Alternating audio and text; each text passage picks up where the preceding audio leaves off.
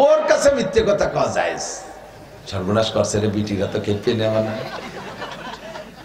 তুমি কিসের প্রিয়াঙ্কা চোপড়া, অথচ বউটা কাউসার মতো কালা, নাম কাজলি না আর চেহারা আলকাতরাতুন্নিসা, বাপের নাম কালামুল্লাহ। আল্লাহ, আর এক জায়গায় মিথ্যে কথা, বোর কাছে মিথ্যে কথা কওয়া যায়। সর্বনাশ করছে রে বিটিরা তো খেপে নেওয়া না। বোর কাছে কি মিথ্যে কথা? শাড়ি একখান কিনে নিয়ে এসেছেন 300 টাকা দিয়ে। আচ্ছা কত নেছে? এই তো 3500 টাকা নেছে। সুতো মুতো চেনে না, দাম বেশি শুনে খুশিতে ভরিয়ে ফেলেছে। ওইটির সাথে একটু ফাজলামি করা যায়। আল্লাহ, তারে খুশি করার জন্য স্বামী স্ত্রীরে, এটা কথার কথা বললাম, স্ত্রীকে মিথ্যে কথা, স্ত্রীর চেয়ে আর অতটা ভালো না, আপনার সাথে সম্পর্ক ভালো করার জন্য তারে অতিরিক্ত প্রশংসা করা। তুমি কিসের প্রিয়াঙ্কা চোপড়া, অথচ বউটা কাউসার মতো কালা, নাম কাজলি না আর চেহারা আলকাতরাতুন্নিসা, বাপের নাম কালামুল্লাহ, গোষ্ঠী শুদ্ধ হাফসি মার্কা, অথচ বউটারে খুশি রাখার জন্য কয় তুমি প্রিয়াঙ্কা চোপড়ার চাইতে কি সিঁড়িটা ওটা সেটা নায়ক নায়িকা কি ওর দেখতে মনে চায় নাকি? এই খুশি প্রশংসা করলে এটা তো মিথ্যে প্রশংসা, এতে বউ খুশি হয়ে যায়, এটা জায়েজ আছে। আফগানিস্তানের খবর নিয়ে দেখেন, শতভাগ কোরআনী আইন বাস্তবায়ন হচ্ছে। চোর ধরা পড়লে হাত কাটা, জিনা ধরা পড়লে পাথর মারা, চাবুক মারা জারি হয়ে গেছে। মহিলারা বেপর্দা করতে পারবে না, পুরুষরা দাড়ি কাটতে পারবে না, এতাতি তাবলীগ চলবে না, আহলে হাদিসের কার্যক্রম চলবে না, সম্পূর্ণ কোরআন সুন্নাহ। তারা চেয়ারে বসে সংসদ অধিবেশন করে না, মন্ত্রীরা এভাবে পাটি বিছাইয়া, মাদুর বিছাইয়া, কার্পেট বিছাইয়া তারপর বসে বসে সংসদ অধিবেশন করে। নামাজের রক্ত হইলে একজন বেনামাজি থাকতে পারবে না। স্কুল কলেজ ইউনিভার্সিটিতে নারীদের ব্যবস্থা আলাদা, পুরুষের ব্যবস্থা আলাদা, যার যার কায়দায় নামাজের সুন্দর ব্যবস্থা। সরকার সুন্দর করে শরীয়তের বিধান বাস্তব আদায় করে নিচ্ছে। আল্লাহ পাক কি দিচ্ছে শুনলে আশ্চর্য হবেন।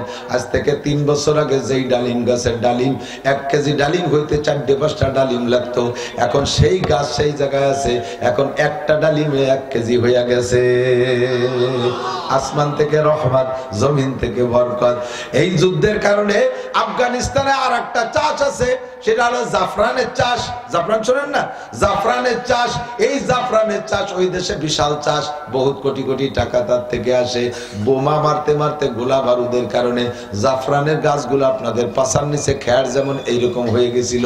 মোল্লাদের হাতে রাষ্ট্র ক্ষমতা আসার পরে মাত্র 2 বছরের ভিতরে সেই জায়গার সেই গাছগুলো এত সুন্দরভাবে হয়ে গেছে, এখন কোটি কোটি টাকা আসতেছে জাফরান থেকে। 3 নম্বরে মোল্লাদের টাকার মান এমন হয়েছে, পৃথিবীতে যাদের টাকার দাম সবচেয়ে বেশি তার ভিতরে রোল নাম্বার 3 হয়েছে মোল্লাদের টাকা, আফগানের টাকা। এই মোল্লারা এমন সুন্দর আবিষ্কার শুরু করে দিয়েছে, জাপান পর্যন্ত তাদের কাছে হেরে যাচ্ছে। এত দামি গাড়ি মোল্লারা বানাইছে, সায়েন্স বিজ্ঞান কিছু তারা স্কুল কলেজে পড়ে নাই, এই মোল্লারা নিজেদের যোগ্যতায় গাড়ি তৈরি করতেছে। 20 বছর রাশিয়া, এরপরে 20 বছর আমেরিকা, এই সারা পৃথিবীর 2টা পরাশক্তি 40 বছর শাসন করেছে, মাতুব্বারি করেছে, পাহাড় খনন করে তারা টানেল বানাইতে পারে নাই। মোল্লারা মাত্র 2 বছরের ভিতরে কয়েক মাইল টানেল খুঁজে টানেল বানাই ফেলাইছে। এত সুন্দর সুড়ঙ্গ রাস্তা, উড়াই দেখে চোখ ছানা বড়া হয়ে গেছে। মরুভূমির ভিতরে দিয়ে সাগরের থেকে ও সাগর একটা খাল বানাইতে হবে, আজ 100 বছর ধরে সেই খালটা কেউ বানাইতে পারে নাই। আল্লাহর রহমতে মোল্লাদের মাধ্যমে আল্লাহ সেই খালটা মাত্র 1 বছরের ভিতরে কমপ্লিট হয়ে গেছে। বড় বড় জাহাজ যাতায়াত করতেছে। সদ্য একটা খনিজ সম্পদ পাইছে, একটা খনিজ। যত মোবাইল আর কম্পিউটারে ক্যামেরার ভিতরে যে পাওয়ারটা আছে, এই পাওয়ার কি যেন নাম কয় ভুলে গেছি, এই পাওয়ারের যে খনি, এই খনিটা পাইছে মোল্লারা। তার দাম 1000 বিলিয়ন মার্কিন ডলার। দেয় কে? একটু জোরে কান্না কে দেয়? আরে আমার বাংলার জমিনের চাইতে দামি জমি পৃথিবীতে নাই। সোনার বাংলাদেশ, আমার স্বাধীন বাংলাদেশ, সোনার বাংলাদেশ, আমার স্বাধীন বাংলাদেশ। এদেশের মাটি সোনার চাইতে খাঁটি, হ্যাঁ সোনার চাইতে খাঁটি। সোনা সোনা বলো, সোনা নয় তত খাঁটি। আমার সোনার বাংলার মাটি যত খাঁটি, তা সোনার চাইতেও খাঁটি। কি যেন গান একটা গায় সুন্দর করে, আমার বাংলাদেশের মাটি সত্যি সোনার চেয়ে খাঁটি। এর দেশে যে কত খনিজ সম্পদ আছে, কিন্তু চোর চোরটা ডাকাত গুন্ড বদমাশ নুসদের কারণে আল্লাহ ওই ডেরে নিচে রাখছে, বা ভাসতে দিচ্ছে না। একটা বার মাত্র উলামায়ে কেরামের জিম্মায় রাষ্ট্র ক্ষমতা দিয়ে দেখেন, একটা বার উলামায়ে কেরামের জিম্মায় দিয়ে দেখেন। উলামায়ে কেরাম যদি সঠিকভাবে কোরআন কোরআন সুন্নাহ অনুযায়ী দেশ চালায়, তাহলে আফগানের মতো এদেশের খনিজ সম্পদ আল্লাহ উগরাই দেবে। লাফাতাহনা আলাইহিম বারাকাতিম মিনাস সামা। এবার যদি উলামায়ে কিরাম ঐক্য হয়ে আইসা প্রার্থী দেয়, যদি নির্বাচন সামনে আসে, আপনারা কি আলেমদের পক্ষে থাকবেন? কারা কারা থাকবেন? সত্যি থাকবেন? মুনাফিকি করবেন না তো? মুনাফিকি করবেন না? আল্লাহ কবুল করুক, বলেন আমিন। আল্লাহু আকবার। নবী পাক এমন করে বয়ান করতেছিলেন, নবী আলাইহিস সালাম এমন করে বয়ান করতেছিলেন, এই বয়ানের মাঝে আসরের পরে পাহাড়ের পাদদেশে ছায়া জায়গায় বৈশা নবী বয়ান করতেছেন। ইতিমধ্যে একটা শব্দ আসলো কানে, আচানক একটা শব্দ মাটির নিচে আসছে। সাহাবায়ে কেরাম আতঙ্কিত, চমকে গেছে। চতুর্দিক থেকে মদিনার ঘর ঘর থেকে লোক দৌড়ে রাসূলের কাছে আসতেছে। সবার চেহারার ভিতরে কেমন বিষণ্ণতা ভাব। এসে বলতেছি, ইয়া রাসূলুল্লাহ আইয়ুসাউতিন, এই খুব খেয়াল, ইয়া রাসূলুল্লাহ আইয়ুসাউতিন হাযিহি মিন তাহতাল আরদ। হুজুর, এই মাটির নিচ থেকে এই যে শব্দটা আসলো, শব্দটা কিসের শব্দ বুঝতে পারলাম না। ইসরাফিল আলাইহিস সালাম কি সিংহায় ফু দিয়েছে নাকি? জমিন কি উড়ে যাবে নাকি? কিয়ামত শুরু হলো নাকি?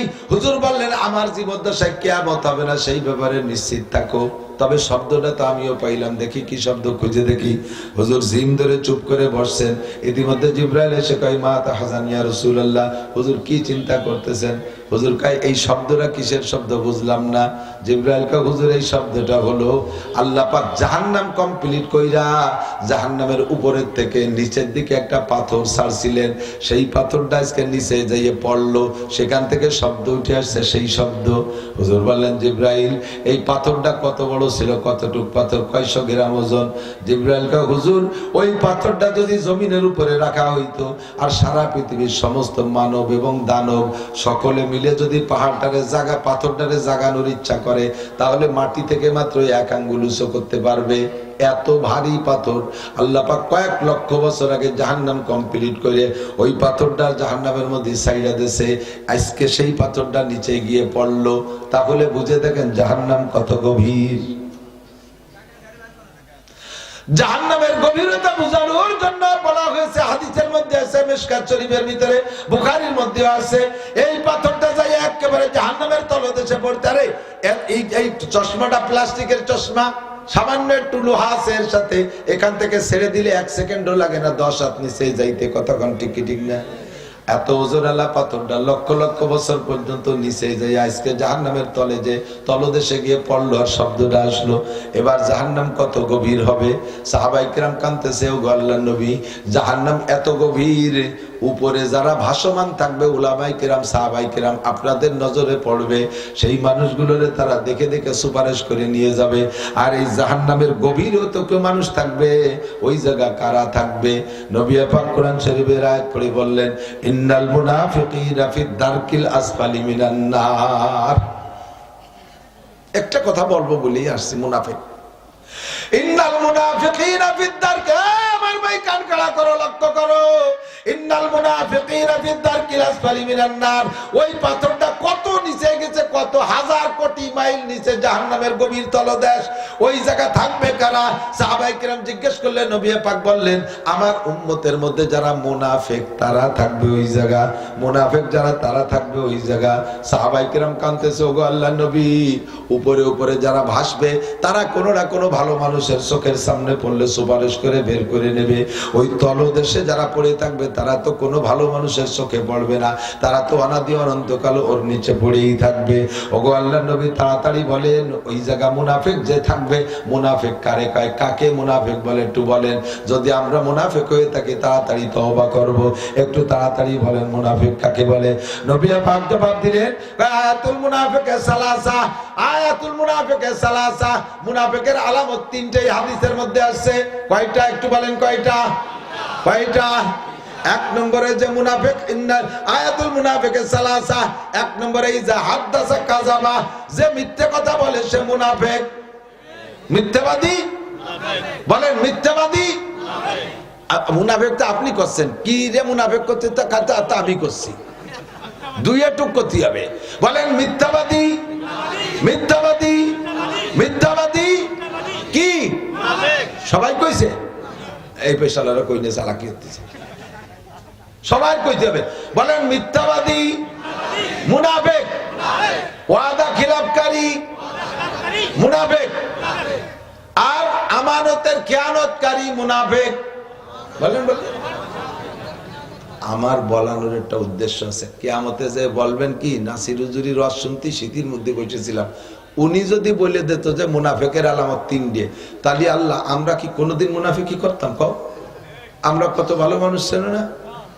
এই উনি এটা ওটা কয়ে সারি চলে গেছে, আমাকে এই কথাগুলো শিখিয়ে দিয়ে জানে, যার কারণে আজকে মুনাফিক হয়ে ধরা পড়ে গেছে। সেদিন যাতে আমার নামে মামলা দিয়ে আমারই অ্যারেস্ট করতে না পারেন, সেই জন্য আমি মুখ দিয়ে বলালাম, যার মুখ দিয়ে বেরোইছে তার আমল নামায় লেখা হয়ে গেছে। কিরামান কাতিবিনা ইয়ালামুনা মা তাফআলুন মা ইয়ালফিজু মিন কাওলিন ইল্লা লাদাইহি রাকিবুন আতীদ। সম্মানিত ফেরেশতা কাঁধে বসে লেখে, লেখে কোন জিনিসটা লেখে, যে কথাটা মুখ দিয়ে বেরোয় ওইটা লেখে, মনের মধ্যে যেটা কল্পনা করেন ওইটা কিন্তু লেখে না, ওইটা লিখতে নিষেধ। তো ফেরেশতারা মনেরটা জানে না, মুখ দিয়ে বেরোনোর পরে জানে। আমি সবাইকে ওয়াদা করাইছি, স্বীকার করাইছি, মুনাফিকের আলামত 3টা। 1 নম্বরে মিথ্যা কথা বলা। এর মধ্যে তো কেউ জীবনেও মিথ্যা কথা বলেন না। অনেকের আছে জীবন বলে কোনোদিন সত্যি কথাই বলে না, এর মাল্লাওয়ালা মানুষ আছে না? মিথ্যে কথা তো সত্যি কথা, যে সে সত্যি কথা কইলেও তাকেও বিশ্বাস করে না। এত পরিমাণ পাইকারি মিথ্যে কথা কইতে কইতে সমাজে দাগি হয়ে গেছে, করে পচা কাঁঠালের মতো। পরে ভালো কাঁঠাল দিলেও খেতে চায় না, আছে না এরকম? সে পরে সত্যিটা কইলেও বিশ্বাস করে না। এমন মিথ্যেবাদী আছে। সাবধান, মিথ্যে কথা বলবো না। খাড়া ভাবে মাটির নিচে চলে যাব, না খাইয়া মরে যাব, তবুও মিথ্যে কথা বলবো না। শুধুমাত্র মিথ্যে কথা বলা জায়েজ আছে 2-3টে জায়গা। একটা তার ভিতরে, একটা হলো দুইজনের ভিতরে গ্যাঞ্জাম বাঁধছে, এই গ্যাঞ্জাম মীমাংসা করতে ছোট্ট একটা মিথ্যা কথা কইলে মীমাংসা হয়। যদি মিথ্যাটা না কই, কোনোভাবে মীমাংসা করা যাচ্ছে না, দুইজন কুপাকুপি করে জেলাজত ফাঁসি টাসি হয়ে যেতে পারে। তাহলে এত বড় বিপদ থেকে বাঁচানোর জন্য যদি ছোট্ট একটা মিথ্যে কথা কলি হয়, তাহলে যেমন দুইজনে কেউ কেউ বিশ্বাস করতে না, লেগেই যায়, তুমুল লাগে লেগে যায়। আপনি মাঝে যখন তুই যে ওর নামে তোর বার এমন খেপা খেপছিস, ও দিয়ে এই সন্ধ্যের আগে তোর নামে আমার কাছে যে কি প্রশংসা করলো, এর খালি খালি কয় কি ও আমার প্রশংসা করছে, আস্তে একটু দুর্বল হয়ে যাবেন। কথা কন। আবার ওর কাছে যে কয় যে এই ওরে মারবি, ওই একটু আগে আমার কাছে আমারে দেখালো যে তোর জন্য একটা লুঙ্গি কেনছে, এই দৃশ্যমা দেবে। মিথ্যে কথা। দুইজনে মিটার ফিরিতে গেছে, মিটে গেছে। এই মিথ্যে কথাটা যায়, কথা বুঝিয়েছে না? আল্লাহ। আর এক জায়গায় মিথ্যে কথা, বোর কাছে মিথ্যে কথা কওয়া যায়। সর্বনাশ করছে রে বিটিরা, তো খেপতে নেওয়া না। বোর কাছে কি মিথ্যে কথা, শাড়ি একখান কিনে নিয়ে আসছেন 300 টাকা দিয়ে। আচ্ছা কত নেছে? এই তো 3500 টাকা নেছে। সুতো মুতো চেনে না, দাম বেশি শুনে খুশিতে ভরিয়ে ফেলাইছে। ওইটির সাথে একটু ফাজলামি করা যায়। আল্লাহ তারে খুশি করার জন্য স্বামী স্ত্রীরে, এটা কথার কথা বললাম, স্ত্রীকে মিথ্যে কথা, স্ত্রীর চেয়ে আরো অতটা ভালো না, আপনার সাথে সম্পর্ক ভালো করার জন্য তারে অতিরিক্ত প্রশংসা করা। তুমি কিসের প্রিয়াঙ্কা চোপড়া, অথচ বউটা কাউসার মতো কালা, নাম কাজলি না, আর চেহারা আলকাতরাতুন্নিসা, বাপের নাম কালামুল্লাহ, গোষ্ঠী শুদ্ধ হাফসি মার্কা, অথচ বউটারে খুশি রাখার জন্য কয় তুমি প্রিয়াঙ্কা চোপড়ার চাইতে কি সিঁড়িটা ওটা সেটা নায়ক নায়িকা কি ওর দেখতে মনে চায় নাকি? এই খুশি প্রশংসা করলে এটা তো মিথ্যে প্রশংসা, এতে বউ খুশি হয়ে যায়, এটা জায়েজ আছে।